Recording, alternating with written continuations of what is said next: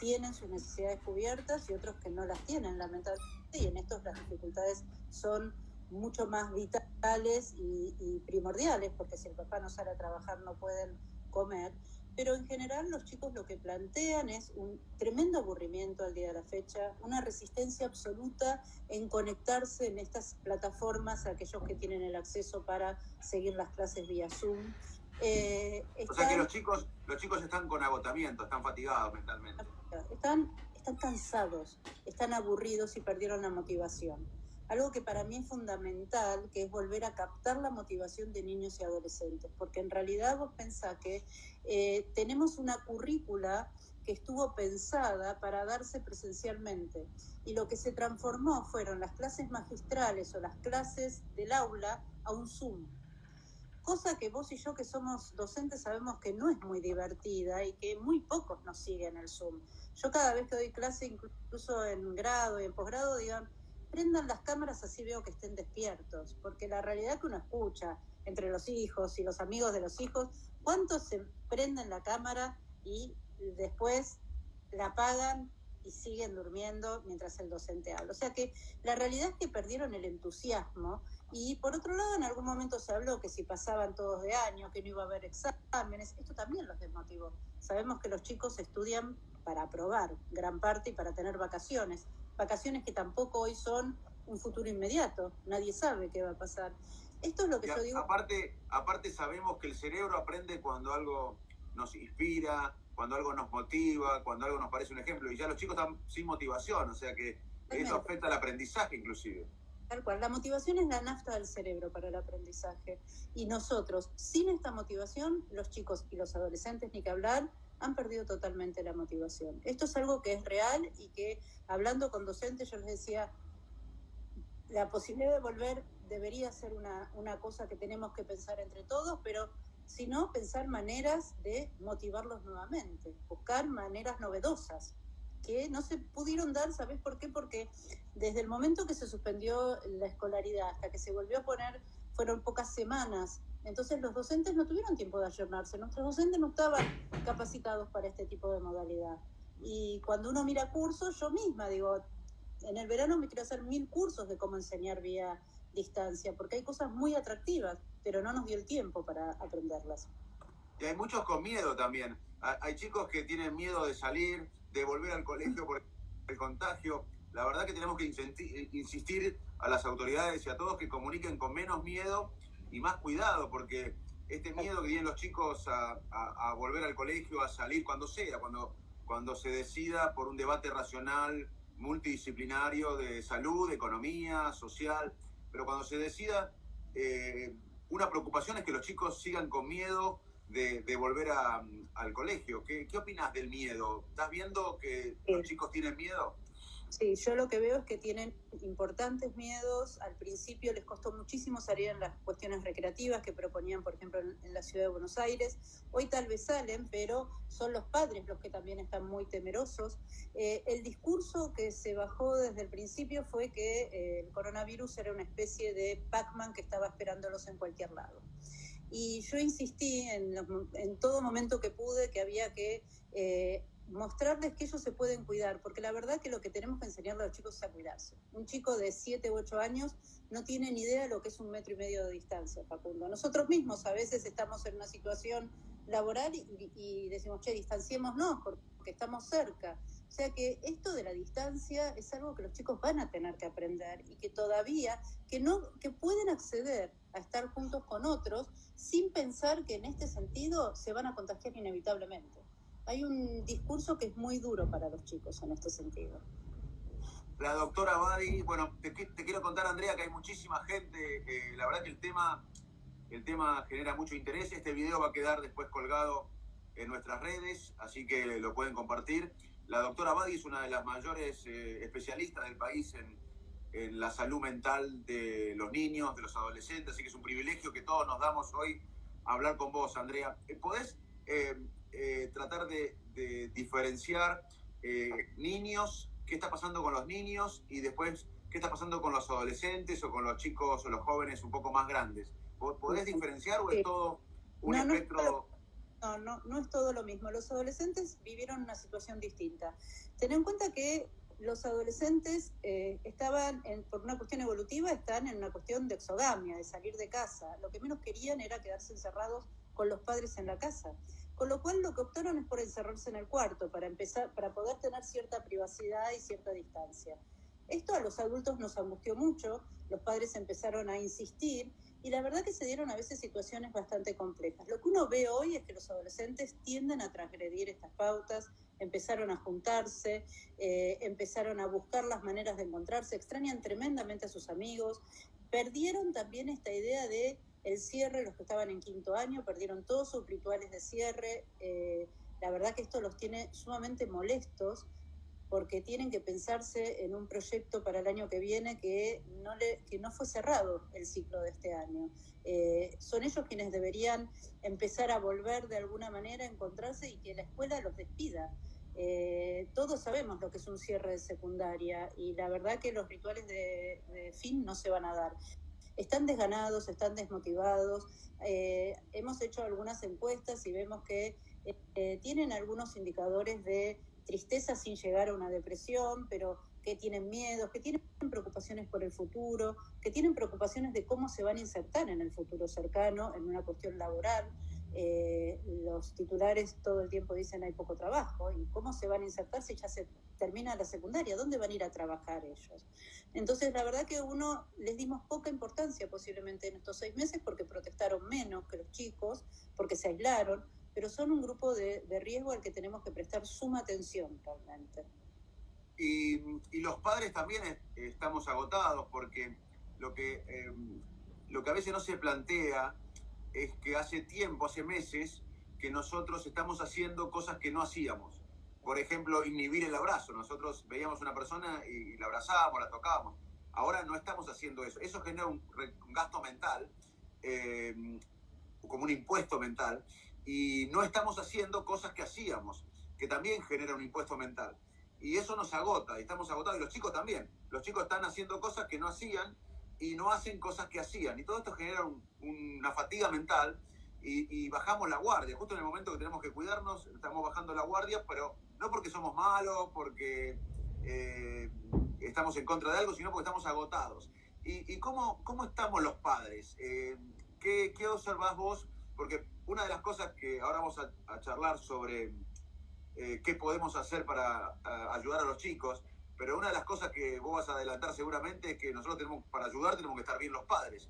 Y también los padres estamos sufriendo las consecuencias de que los chicos estén agotados, y a veces estamos irritables, estamos frustrados, no tenemos un horizonte, no tenemos una perspectiva. No se habla de esto en nuestro país, y de perspectivas, de horizontes, y bueno, nos está afectando a nosotros también como padres, ¿no? Sí, la verdad que sí. Y aparte, ¿sabes qué? Perdimos nuestros espacios personales y de recreación, los adultos. Se terminó ese café que tomabas con un amigo, ese momento donde nos encontrábamos a trabajar, tal vez, y esto lo vemos nosotros, y teníamos ese ratito para tomar café en un espacio los que trabajamos todos juntos, la reunión donde la pasábamos bien. Estas cosas, la clase de gimnasia de los padres, el salir a correr, eso durante mucho tiempo estuvo prohibido, y la verdad que el agotamiento y la desazón hace que muchos papás hablen de que se sienten frustrados, que no saben cómo van a salir de esta, que los hijos no tienen futuro acá. Esto ha generado, porque esto me parece que no es solo el virus, es toda una situación social, económica, que es muy, muy pesada para nuestra sociedad. O sea, se nos juntaron muchos factores a nosotros en nuestra sociedad. Y la verdad que los papás hay mucha más demanda de consultas, a veces porque los papás sienten que no pueden manejar las cosas, que porque a veces los chicos tengan realmente cosas. Porque cuando uno los enfoca rápidamente, les da alguna pauta sencilla, se dan cuenta que no era tan complicado, pero que la sensación de hastío y de desgaste que tienen es enorme. Los adultos están sumamente desgastados, todos estamos. ¿Qué podemos hacer, Andrea? Bueno, la verdad te quiero decir que está subiendo la cantidad de gente, hay mucho interés. Les agradezco a todos los mensajes que mandan, muy afectuosos, y también muchos mensajes confirmando lo que decís, que sus hijos o sus hijas están retraídos, leo que están con miedo, que ya no están tan interesados en volver a la escuela como antes. Y bueno, ¿qué consejos darías para los padres en relación a los chicos en estos momentos? ¿Cómo abordar lo que está como padres, cómo abordar lo que están viviendo los hijos? Yo creo que acá tenemos que hacer un trabajo de los papás junto con la escuela, ¿sabes, Facundo? Me parece que en este sentido tenemos un trabajo de interrelación con ellos, donde pedirles a los docentes que bajen esta demanda tremenda de trabajos prácticos, de horas frente al Zoom, que los papás ya no saben cómo ponerlos, empezar a priorizar qué cosas vamos a darle importancia en este año para que los chicos realmente aprendan conceptos que son más de autonomía y de autocuidado, que tal vez las fechas o las cuestiones más pequeñas de lo que son las materias, y los papás permitirse que no entreguen todos los trabajos. Algunos docentes me van a querer matar, pero la verdad que a veces la cantidad de trabajo que se les da a los chicos es como si estuvieran 8 horas sentados en clase. Y la verdad que hay muchos chicos que no pueden seguir ese ritmo solos en su casa y terminan los papás en una especie de tironeamiento que desgasta el vínculo muchísimo. Cuando hay dos, si hay dos en la casa, poder turnarse. Yo siempre digo, no hace falta estar todo el tiempo los dos juntos arriba de las tareas, arriba de las tareas de la casa, turnarse, darse el permiso para salir un rato, dar una vuelta y dar una vuelta por el parque, encontrarse con una amiga, poder hacer algún encuentro que a uno le dé satisfacción. Hay que recargar las pilas en cosas que nos gratifiquen. Si no nos empezamos a gratificar, no vamos a encontrar la posibilidad de tener energía para seguir con lo que es la crianza de estos chicos, que nos va a demandar y nos sigue demandando mucha energía.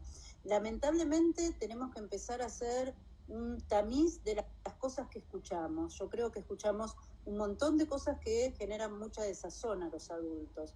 Yo leía por acá algunos que dicen hay que emigrar, hay que irse. Estas cosas que son como casi generalizadas en determinados grupos, y tenemos que hacer caso omiso a eso y pensar cómo solucionamos las cosas acá. Yo creo que somos un país con tremendos recursos, que nuestros jóvenes tienen que encontrar el lugar para crecer acá, porque la verdad que lo más fuerte que tenemos es la gente acá. El 90% de la gente es gente que se puso las cosas al hombro, se cuidó, respetó la cuarentena, respetó las restricciones. Todos hicimos lo que había que hacer. O sea, somos un pueblo solidario en este sentido. Y creo que esto es lo que nos tiene que dar energía para decir, esto vale la pena, muchachos. Sigamos luchando porque vale la pena. Yo coincido totalmente, Andrea. Gracias por dar este tema. Yo creo que los argentinos somos más que esto. Somos la Argentina de los Favaloro, de los Milstein, de los Leloir, de los Hussein. Argentina es el país con más premios Nobel en ciencia de América Latina. La educación pública argentina hace décadas fue la mejor de América Latina. Bueno, tenemos que volver a eso, a pensar en grande y a tener un horizonte, una perspectiva, porque si no nos ahoga la situación de esta decadencia, de esta coyuntura tan difícil. Y vos hablabas de los dos, y bueno, también tenemos, y antes de la pandemia, no le podemos echar la culpa al coronavirus de la desigualdad económica, de la desigualdad en el acceso a la salud, a la educación de calidad, al trabajo formal, a la pobreza. No le podemos echar la culpa. La Argentina venía muy débil por décadas de desidia, de corrupción, de falta de grandeza, de proyectos, y nos agarra muy débiles, como dijiste vos, y tenemos una deuda de inspiración con los chicos. Los chicos en la Argentina no creen en las instituciones, no creen en la educación como sinónimo de movilidad social ascendente, y tenemos que decirles que salgan a los chicos y que reescriban la historia, como pasó muchas veces, que ellos salieron y no aceptaron las cosas como están. Ellos no tienen que aceptar las cosas como están y tienen que reescribir lo que parece imposible. Y vos nombraste a los docentes, porque vos decías que tenemos que trabajar los padres con los docentes. Y yo también veo muchos comentarios que hay muchos docentes escuchándonos, hay cada vez más gente, y los docentes también están estresados, están cansados. Muchos son padres quemados, como estamos quemados los padres, en el sentido del burnout. del síndrome del quemado, del estrés crónico, ¿no? ¿Cómo ves esta interacción que deberíamos hacer entre los colegios y los padres, con los padres estresados o quemados y los docentes también en una situación de estrés? Yo creo que para la docencia se viene una etapa de muchísima mejoría. Creo que este COVID lo que hizo fue poner un acelerador a reformas que nos debíamos como institución educativa en la Argentina. Creo que los docentes, y hay algo que a mí me parece fundamental, Facundo, fíjate que yo creo que trabajadores esenciales en nuestro país son los docentes, son los médicos, son los policías, son todos aquellos que siempre están como en el fondo de la olla. Y yo creo que esto lo que nos permite como sociedad es mostrarle a los chicos que, ¿saben qué, muchachos? Vale la pena seguir estudiando para docente, vale la pena ser médico, investigador. No traten de salvarse con la pelota de tenis. Ojalá pudiéramos todos salvarnos con algo que es, no sé, que a algunos les da mucho placer, pero la verdad que yo creo que esto sirve para mostrar, ¿saben qué? Los docentes eran fundamentales. A los docentes los tenemos que capacitar, los docentes tienen que dejarnos que los capacitemos, porque en realidad ellos son los que están formando la masa crítica de nuestra población. Y en este sentido creo que los docentes tienen que saber que los padres los apoyan. Yo creo que los papás, después de todo este tiempo de haber ejercido un pseudo rol de docente, van a respetar de otra manera a la persona que se para delante del aula de sus hijos todos los días, porque de golpe se dieron cuenta que enseñarle a un hijo a leer no era tan sencillo. Los chicos no leen sin esfuerzo, leen porque hay un docente que está delante instándolos y motivándolos. Y esto que hicieron los papás hoy, la verdad que yo creo que muchos lo hicieron con muchísimas dudas, pero que en realidad se dieron cuenta que esto no era tan sencillo. Y acá me parece que realmente nuestros protagonistas de esta historia son aquellos que están en la guardia, los enfermeros, los médicos y los docentes. Yo creo que son personal esencial los docentes también, y tienen que ser personal esencial de nuestro entramado de sociedad de aquí en más. Bueno, es un punto trabajo más prestigioso de la Argentina, porque no hay trabajo más importante que ser docente, no hay trabajo más importante que educar a los futuros jueces, a los futuros médicos, enfermeros, periodistas, presidentes, bomberos, policías, militares. No hay trabajo más importante que ser docente. Y en la Argentina hace años había una idea de que la educación era sinónimo de progreso. Hoy se perdió. Hoy muy poca gente piensa que la educación es sinónimo de movilidad social ascendente. Hay encuestas que muestran que una gran parte de los argentinos piensan, y los jóvenes, lamentablemente quizás con razón, que el ascenso social en la Argentina es por la corrupción, por la política o por la herencia. Tenemos que cambiar eso. Tenemos que volver a pensar que la educación no es solamente aprender un dato, la educación es una brújula que nos permite navegar en un mundo volátil, incierto, cambiante. La educación es acerca de construir una identidad, de abrir la mente, de tener curiosidad, compasión, empatía, de movilizar los recursos cognitivos, sociales y emocionales para tomar acción. Y acá siempre cuento una anécdota que muchos la conocen, de que cuando gobernaba Roca, era presidente Roca, y él odiaba a dos expresidentes que eran Sarmiento y Avellaneda. Sarmiento y Avellaneda eran expresidentes de la Argentina y odiaban a Roca, y Roca lo odiaba a ellos, se llevaban mal. Y cuando asume Roca, porque pensaba más en el país que en la próxima elección, lo llama a Sarmiento y le pide que sea director nacional de escuela. Y Sarmiento, expresidente, acepta. Y a Avellaneda lo llama y le dice que dirija la universidad, y fue el director de la universidad. Y en la Argentina hubo un tiempo donde los expresidentes valoraban más la educación que el puesto de presidente. Tenemos que volver a eso, porque si no los chicos no ven un contexto favorable para aprender. Los modelos que ven los chicos no son los que les permite estudiar para el progreso social. Así que yo creo que ojalá que esta pandemia nos permita valorar quiénes somos, qué queremos e incluso redescubrir nuestra mejor versión como individuos y como sociedad. Ojalá que sea así y todos tenemos que luchar para que eso se cumpla. Tenemos que ser el cambio que queremos ver. Te hago una pregunta. ¿Qué hacemos con los chicos más chiquitos, con los chicos de 2 a 5 años? ¿Cómo están pasando ellos esta situación y qué podemos hacer? Bueno, esto es una situación diferente.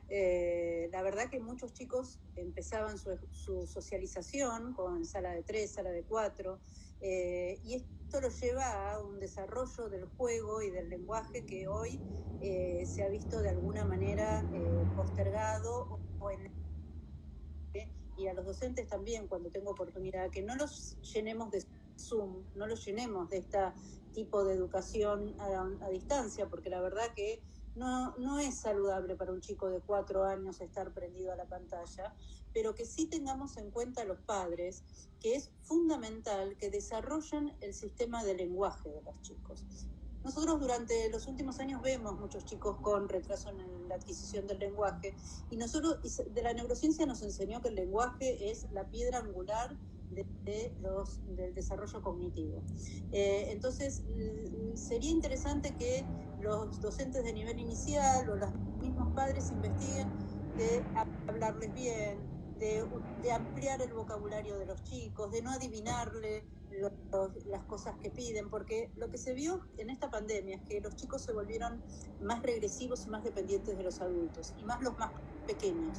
O sea, aquel chico que tenía que empezar ya con ciertas cuestiones de autonomía, como ir al baño solo, limpiarse solo, y bueno, mamá está cerca y se lo sigue haciendo. Y entonces se han como alargado los procesos de autonomía, se han postergado. Y esto sería fundamental que los padres lo trabajen en su casa y que no estén tan pendientes de la hora del Zoom, sino más bien de desarrollar el lenguaje, de ir a una plaza y mostrarles que hay otros chicos. Los chicos se van a ir acercando y mostrarles que el distanciamiento, sabemos que los chicos chiquitos pueden relativamente acercarse, pero es el momento para enseñarles que se tienen que lavar las manos, que tienen que usar alcohol en gel, que no tienen que jugar unos encima del otro, que no tienen que compartir el mismo vaso ni el mismo juguete. Este es el momento para que los papás hagan ese aprendizaje, porque van a entrar al colegio y van a que tenerlo sabido.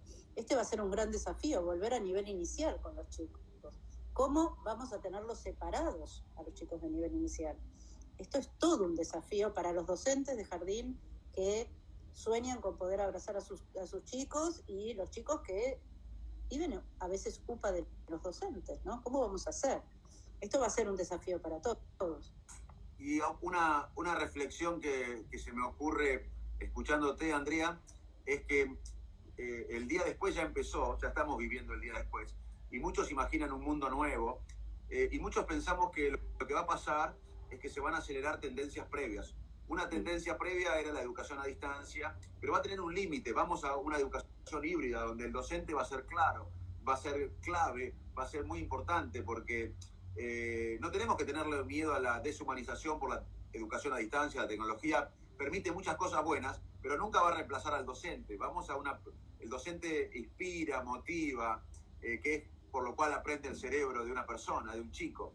Entonces vamos a una educación híbrida, pero el docente va a ser fundamental. Quizás en la educación esta va a ser una educación inversa, donde antes íbamos al colegio a aprender un tema, por ejemplo, fotosíntesis, y después volvíamos a nuestras casas a hacer el deber o los deberes solos, y ahora va a ser al revés. Vamos a ver la clase online. Hay muchos lugares muy serios que tienen clases de todos los temas, y vamos a ir al colegio en persona a estar con los compañeros, con los docentes, generar.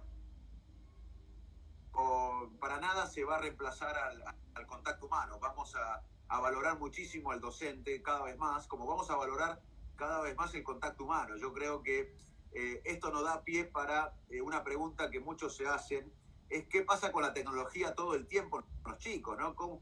Primero quiero preguntarte, antes de la pandemia, ¿qué pasaba antes de la pandemia? Si esta charla la hubiésemos tenido en noviembre del año pasado y yo te preguntaba el efecto de la tecnología en los niños, ¿qué me hubiese contestado vos? Después vamos ahora a la pandemia, pero ¿qué me hubiese contestado en noviembre del año pasado? En noviembre lo que te decía era pocas horas de pantalla, no sabemos todavía bien cuál es el efecto, esto también es verdad, las investigaciones no son bien contundentes en cuál es el beneficio o el perjuicio, pero sí la Academia Americana de Pediatría, por ejemplo, decía antes de los 4 años, 3 años, nada de pantallas y que 2 horas por día, esto es lo que decíamos, si hoy le decimos 2 horas por día a un chico, vamos a tu segunda, lo sacamos de contexto, no va a poder estudiar ni se va a poder encontrar con sus amigos, porque hoy se encuentran con amigos. Yo, ¿sabes lo que le digo a la gente? Es que así como antes los chicos no iban a jugar a la casa de un amigo a las 11 de la noche, que piensen que el horario de encuentro es en el horario en donde uno se encontraría habitualmente. A las 11 de la noche podemos apagar las pantallas, porque no era un horario donde uno a los 6 años iba a jugar a la casa de un compañerito. A esa hora ya estaba en casa tratando de dormir. Usemos el sentido común en este sentido. Las pantallas las necesitan para el colegio, sí. Las necesitan para comunicarse con amigos, también, pero no hasta cualquier hora.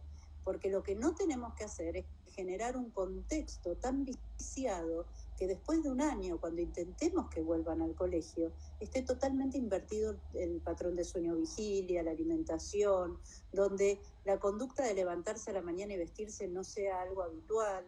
Los seres humanos rápidamente nos acostumbramos a nuevas cosas. Entonces, vamos a tener que volver a ponerlas en su sano lugar. Creo que hoy fue lo que nos salvó, básicamente. Lo que nos salvó de quedarnos fuera de la escolaridad, lo que nos salvó para seguir conectados con nuestros afectos, para hablar con nuestros afectos y nuestros abuelos. Pero sabemos que no hay mejor que el abrazo, no hay mejor que sentarnos a tomar el mate con la abuela y abrazarnos y despedirnos si hay que despedirse. Todas estas cosas sucedieron, ¿no? Las despedidas sin despedida, que se enfermaron y que uno no sabía cómo estaban, la pérdida de contacto. Esto nosotros lo extrañamos mucho, creo que en la Argentina. Somos muy afectuosos y esto no lo vamos a perder. No veo la boca de ver a mis amigos y abrazarlos y de encontrarme y no darnos coditos en el trabajo, de volver a abrazarnos. Esto es... Te hago una pregunta. Quiero que repitas, previo a la pandemia, si teníamos esta charla, como te dije, en noviembre del año pasado, la Asociación Americana de Pediatría, ¿cuántas horas recomendaba para la tecnología? Quiero que repitas esto. Sí, después de los 5 o 6 años, ¿sí? Ya hablaba de 2 horas máximo. Antes decía hasta los 3 que no, que en lo posible. O sea, que hasta los 3, nada de tecnología. Después de los 3, 4 años, 2 horas. 2 horas, sí. Hoy, y ya te diría, hasta los 5 debería chequear bien, pero eran pocas horas, y después de los 6, 7 hablábamos de 2 horas. Pero hoy 2 horas los dejamos fuera de situación. Esto es lo que nos pasaría. Hablaste recién de qué hacer con los chicos o cómo están sintiéndose los chicos de 2 a 5 años. ¿Podemos hablar de los adolescentes ahora? ¿Cómo se están sintiendo? ¿Qué está pasando con los adolescentes? Y cómo los padres pueden acompañar a un adolescente hoy en este momento excepcional. Los adolescentes se están sintiendo muy desganados y están bastante ofuscados y enojados con todas estas cosas. Y aparte se suma la omnipotencia que tienen por la edad, que ellos consideran que no se van a enfermar. Nunca pensaron que se enferma, un adolescente nunca pensamos que nos íbamos a enfermar. Yo creo que lo que podemos hacer como adultos es acercarnos y decirles que lo entendemos. Muchas veces como adultos lo que hacemos es minimizar el sufrimiento del adolescente diciéndole, pero es una tontería, tenés tantos años por delante, vas a viajar 1000 veces a Bariloche, dejate de jorobar. Y la realidad es que lo que habría que hacer es acercarse y empatizar y decirle, tenés razón, de estar triste, de estar enojado con la situación, de sentirte frustrado porque no tuviste el baile de fin de curso, el viaje de egresados, la fiesta de 15 para las chicas. Estas cosas no estuvieron y se postergaron. Algunas se postergaron indefinidamente y otras serán para otro momento. Creo que hay que empatizar con ellos, no minimizar el sufrimiento de ellos. Y en familias, o sea que hay que escucharlos genuinamente, hay que estar bien uno, porque uno a veces no puede cuidar a alguien si uno no está bien, o sea que también la conducta de uno, que uno no esté irritable, ansioso, ellos imitan mucho o por lo menos nos observan más de lo que pensamos, y escucharlos genuinamente, no minimizar lo que sientes. Es un buen consejo, Andrea, gracias. Y en las familias donde hay un solo hijo, porque en el estudio que en varios estudios que se hizo en la epidemia del 2000 en el sudeste asiático, se encontró que las familias que tenían un hijo, el chico estaba más afectado en cuanto a su bienestar mental que tener un hermano, por ejemplo, o más. ¿Qué hacemos o qué sugerís para los padres que tienen un solo chico o un chico que no tiene hermanos con quien jugar en la casa en estos momentos?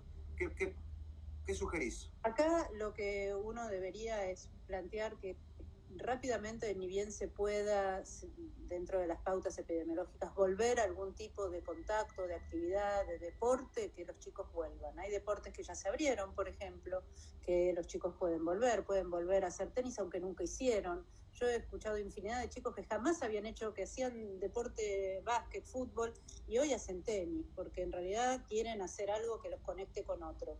Y esto ya es una conexión con un otro. De a poco están abriendo en algunas provincias la posibilidad de encontrarse con otros y que los lleven a las plazas, que hagan el programa, mira, vamos a ir a tal plaza a tal hora y que se en gel, pero propiciar estas cosas, mostrarles que el otro sigue ahí y que lo sigue esperando. Es fundamental, que el contacto humano sigue siendo un valor en sí mismo, porque están muy aburridos los chicos cuando están solos en su casa.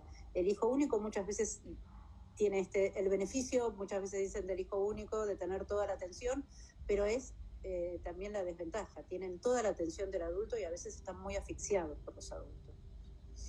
¿Y qué sugerencias podés darnos para que los chicos manejen sus emociones, empiecen a regular sus emociones, empiecen a gestionar? Porque el cerebro termina de desarrollarse después de la segunda década y por eso se cree que uno de los factores que facilita el hecho de que los jóvenes y los niños son más vulnerables al impacto mental negativo de todo lo que estamos viviendo, es que están gestionando sus emociones, porque el cerebro, repito, termina de desarrollarse después de la segunda década.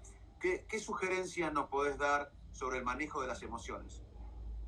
Lo primero es poder hablar las emociones. Y vuelvo a esto, no hacernos que no existen. Poder compartir las emociones de uno como adulto también. Nosotros también estamos frustrados, estamos aislados, estamos tristes, y poder plantearlo. Yo también estoy triste, yo también estoy frustrado por toda esta situación. Yo también me siento cansada y agobiada por momentos. Es muy importante poder compartir las emociones porque esto le va a dar permiso al chico, le va a dar un modelaje de cómo. Ahora, si yo entro a los gritos a mi casa porque, no sé, alguien se me acercó en la fila del supermercado, no le estoy mostrando un buen modelaje de regulación emocional. Entonces, me parece que ser un modelo de regulación emocional los padres hoy más que nunca, porque somos los únicos que estamos en un contacto cotidiano con los chicos, y por el otro lado dar el lugar y mostrarles que nosotros también la estamos pasando mal. Hablar de las emociones, hablar de lo mal que uno se siente, esto le va a dar el permiso al chico a poder expresarlo y a poder darse cuenta de que se puede buscar la expresión de otra manera. Poder poner en palabras cuando uno los ve fastidiosos o irritables y decirle que realmente uno cree que deben estar enojados. Muy buen consejo, gracias, Andrea. ¿Qué cosas, hay alguna cosa positiva o qué cosas positivas pueden surgir en los chicos en este contexto? Yo quiero comentarles a todos que, y de paso dejamos descansar a la doctora un ratito, que luego de varios desastres, de crisis masivas, en la historia se vio que a nivel individual o a nivel comunitario surge una palabra que es muy importante en este momento, que es la resiliencia. La resiliencia es la capacidad de enfrentar una situación traumática, un problema, atravesarla e incluso salir fortalecidos. Así que decirlo, vamos a atravesar mucho dolor y sufrimiento porque vienen largos meses por delante hasta que haya una inmunidad general y nos olvidemos de la pandemia. Y vamos a tener que convivir con el virus, vamos a tener que aprender a convivir, menos miedo y más cuidado.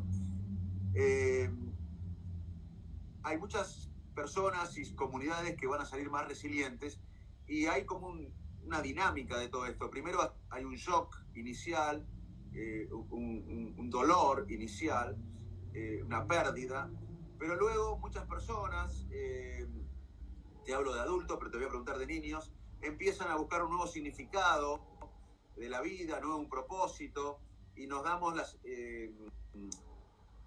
la posibilidad de pensarnos más colectivamente, menos individualmente, y incluso le damos menos valor a nuestro éxito individual o a nuestro estatus. Entendemos que nuestra supervivencia depende más de un todo, de una comunidad, y los adultos, está estudiado que en gran parte van a desarrollar resiliencia. Algunos no, y hay que ayudarlos, pero otros sí. ¿Cómo es la resiliencia, la gestión de la resiliencia en los niños, en los adolescentes? ¿Es parecido a lo que conté en los adultos? ¿Es diferente? Sí, la verdad que, viste que hay niños que tienen una mayor capacidad de enfrentar estas cosas y en general entraron como mucho más fortalecidos a esta situación, ¿no? De estrés. Pero creo que la resiliencia en este sentido en los chicos también va a ser algo que los va a salvar, porque los chicos tienen muchísima capacidad por la plasticidad que tienen, porque las vivencias no necesariamente impactan de una manera tan fuerte como los adultos, y lo que nosotros siempre vemos es que los chicos salen de estas cosas con menos daño que los adultos. En general lo que uno ve es eso. Acá lo importante va a ser estar a vida gradual y al terminar. Yo creo que los chicos van a salir fortalecidos en el sentido de que van a aprender algo que hasta ahora nosotros no veníamos viviendo, que es que existe el vecino, que existe el grupo de pares dentro de un edificio. De golpe se encontraron yéndole a hacer la compra a la mamá a un vecino, y esto era impensado antes, ¿no? Estas cosas de la ayuda. Yo escucho muchas casas donde han dividido las tareas domésticas y la verdad que los chicos lo han tomado de una manera fantástica y los hizo más empáticos con las tareas de la casa. Yo creo que la resiliencia es algo que con el que uno viene, esto es lo que dice parte de la ciencia, pero en este sentido la vamos a fortalecer como sociedad. Yo creo que tenemos que hablar también de una resiliencia comunitaria. Creo que como comunidad, cuando volvamos, vamos a tener que apelar a estos valores con los chicos para poder estar todos fuera del aislamiento. Vamos a entrar y salir del aislamiento en función de lo que hagamos también todos juntos. Entonces, bueno, vamos a tener que cuidarnos mucho porque vamos a estar cuidándome a mí misma y a todo el contexto. Creo que esto va a darle un valor comunitario que no tenían los chicos hoy por hoy, que era como el sálvese quien pueda. Yo me lavo las manos y si vos te las lavaste. Hoy sabemos que se las tienen que lavar todos para cuidarse a sí mismos y cuidar al resto. Creo que yo creo que es positivo en el fondo, si podemos salir de todos los malestares que esto nos trae y todas las pérdidas que nos va a dejar esta etapa. Pero si alrededor todos se mueren de hambre, no tienen trabajo, están enfermos, hay una sensación más colectiva. Y si uno ve la historia, ve que todas las epidemias cambiaron a las sociedades. Muchas veces lo hicieron para bien, muchas veces para mal. Va a depender de nosotros si es para bien o para mal, a nivel comunitario, de país o región. Después de una de las plagas, de una de las pestes más importantes de Europa, surgió el Renacimiento. Varias ciudades, pero particularmente Florencia, lanzó el Renacimiento. Después de la Guerra Civil Americana, Lincoln y sus aliados crearon una red de universidad pública americana, crearon el ferrocarril transcontinental. Después de la Segunda Guerra Mundial y de la Gran Depresión surgió el estado de bienestar europeo. O sea que muchas cosas buenas pueden suceder después de crisis como esta. También cosas malas sucedieron después de crisis. En la peste bubónica una matanza masiva de catalanes, de clérigos, de mendigos. Hubo más de 1000 comunidades erradicadas. Puede haber el ataque terrorista a las Torres Gemelas. Hubo mayor control de los gobiernos a los ciudadanos, guerras injustificadas, ocupaciones injustificadas. O sea, pueden pasar cosas buenas o malas, pero depende de nosotros. Pero claramente cuando hay un cambio de contexto, los seres humanos, como tendemos a sobrevivir, nos motivamos para cambiar. El cambio de contexto ayuda mucho a cambiar, y la palabra que vos dijiste es empatía, no se hace solo. El sálvese quien pueda sería tremendo. La empatía es la capacidad de sentir lo que siente el otro, de imaginar qué está pensando el otro, y creo que junto a la resiliencia que hablábamos recién, la empatía es otra palabra clave para los niños, para los adultos, pensarnos como un todo, que nuestra supervivencia depende de los demás, y también que esto tiene que ver con nuestra salud, tiene que ver con la salud del planeta. Si no luchamos para que adherirnos a la lucha por el cambio climático, a la fragmentación del hábitat, al comercio ilegal de animales, la zoonosis, que son estas enfermedades que se transmiten entre animales y humanos, van a aumentar en el futuro si no luchamos contra todo lo que dije. Así que creo que es una buena oportunidad para pensarnos como un todo, y para salvar el planeta también, para darnos cuenta que nuestra salud tiene que ver con la salud de los demás y con la salud del planeta. Andrea, te hago una pregunta con respecto a la escuela, y algo que yo le digo a mis hijos, sobre todo a Manuela, pero a veces más a Pedrito, porque él es muy exigente con sus deberes, y yo le digo, mirá, también reflexioná que esto es una cosa única, vas a tener 80 años, él tiene 12 ahora, vas a tener 80 años y le vas a contar a tus nietos de que viviste la pandemia de este año, y también reflexionar sobre esto es un aprendizaje, no solo tener un dato más que te estresa o hacer un deber más. También tenemos que decir a los chicos que están viviendo algo excepcional, y reflexionar sobre esto es un aprendizaje hoy quizás más importante que un dato técnico de un problema X, ¿no? Estoy convencida. No minimizo un dato o un problema matemático, pero quiero que nos digas si es así, que también hablar con los chicos sobre lo que están viviendo, experimentando, sobre esta experiencia, es un aprendizaje. Ya van a tener tiempo de hacer cálculos matemáticos o geométricos, pero no sé si van a tener tiempo de reflexionar sobre lo que estamos viviendo, y que es un aprendizaje importante, y también lo pueden hablar con los docentes. ¿Qué te parece eso? Y vos sabés que yo hace unos días hablaba con unos docentes y les decía, acá lo que tenemos que enseñarle a los chicos, más allá de datos, es la capacidad de discernir y de elegir y de tomar decisiones adecuadas. Este es el momento. Los chicos tienen que aprender con esta situación de cómo se elige adecuadamente en el autocuidado, en la autonomía, en cuál es incluso la carrera que en el día de mañana va a ser más necesaria y va a tener, o sea, esto los posiciona, que es mucho más importante de saber. Yo coincido contigo, ¿no? Hacer la trigonometría es fundamental, pero tenemos que pensar en qué datos de lo socioambiental a ellos les va a servir para poder tener decisiones mejor calibradas y mejor pensadas, porque ellos van a tener que elegir en un mundo que va a estar, que es diferente al que nos tocó elegir a vos y a mí. Seguramente hay muchos docentes que, yo lo digo también, vamos a tener que cambiar los paradigmas de enseñanza, las currículas. Estas currículas tan voluminosas de datos, los datos están todas en Google, y entonces tal vez tengamos que enseñarles a definir cuáles son los mejores datos, y a que ellos van a ser y siguen siendo partícipes de esta historia. Yo le decía el otro día a unos chicos, vas a estar en los libros de historia, si hubiera libros de historia dentro de unos años, no lo sabemos, vas a estar en Wikipedia, porque esta etapa la estás escribiendo vos, porque vos sos parte de esta historia, y los chicos van a tener que aprender con esta realidad es distinta.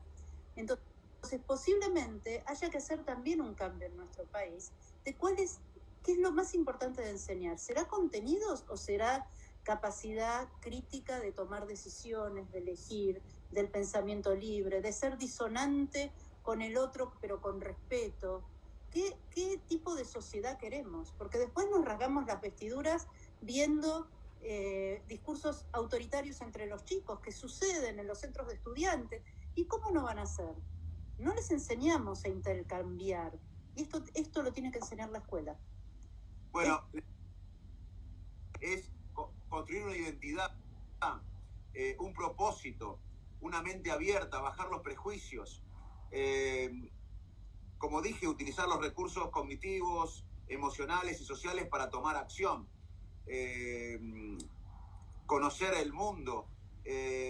La educación nos hace más libres, nos da más oportunidades. Por eso muchos no quieren educar y esos son los verdaderos adversarios, los que no quieren educar al pueblo. Porque lo decía Mandela, el arma más importante para luchar contra la pobreza y la desigualdad es la educación. Y muchos cuando hablamos de esto nos dicen, bueno, pero en la Argentina hay problemas más importantes que la economía. Y lo que no se dan cuenta que la cuestión económica de esta época es la educación. La competencia entre los países hoy es sobre los sistemas educativos, sobre la ciencia, la tecnología y el conocimiento que genera el órgano más complejo del universo, que es nuestro cerebro. La mayor inversión que puede hacer un país es en su gente, nutrirlos bien, darles afecto y estímulo cognitivo. Bueno, Andrea, la verdad que un placer trabajar con vos, aprender de vos, hablar con vos. Ya no se nos fue casi la hora, hay muchísima gente que nos está viendo, sube la gente cada vez más, pero quédese tranquilo que va a quedar en nuestras redes, en la red de Fundación INECO, en la red mía, seguramente la doctora Abadi, que es la jefa de INECO Infanto Juvenil. Bueno, te dejo el cierre a vos, Andrea. No sé si querés agregar algo, querés decir algo, pero la verdad que hay mucha gente que te felicita, está muy contenta de haber aprendido con vos. Y bueno, tenés el cierre.